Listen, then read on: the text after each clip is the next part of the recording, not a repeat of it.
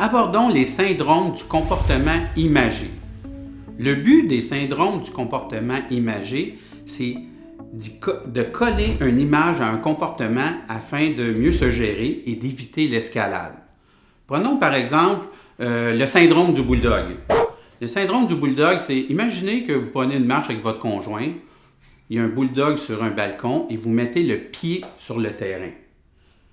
Probablement que le bulldog va partir jusqu'au bout de sa chaîne.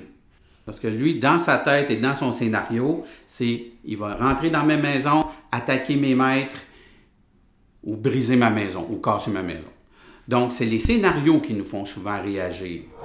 Je vais vous parler aussi d'autres comportements du syndrome imagé. Mettons le syndrome de la girafe. Le syndrome de la girafe, si on voit l'image, elle regarde les autres de haut, elle dénigrer les autres, humilier les autres.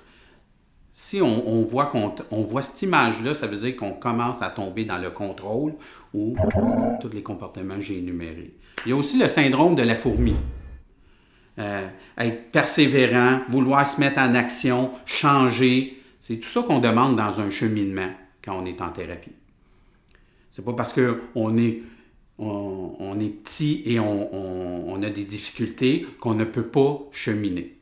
Donc, on peut toujours cheminer et avancer quand on est persévérant et on veut changer. La volonté. Il y a aussi le syndrome du parrain. Tout le monde connaît le parrain, le grand chef de la mafia. Donc, le syndrome du parrain, c'est contrôler, contrôler, contrôler. Même si on se fait dire qu'on contrôle, on va le nier puis on va continuer à contrôler. Il y a aussi le syndrome de Pinocchio.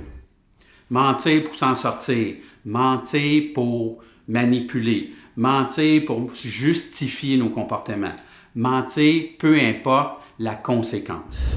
Il y a aussi le syndrome Superman. Aider tout le monde, sauver tout le monde, rendre service à tout le monde. Et le piège, c'est de s'oublier dans tout ça. Et un autre aussi, le syndrome Homer. Tout le monde connaît Homer Simpson.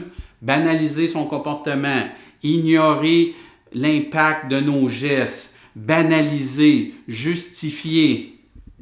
Peu importe ce qui arrive, c'est pas grave. Associer une image à un comportement va vous aider à ne pas escalader et ne pas tomber en conflit. Identifiez vos images pour vous voir aller.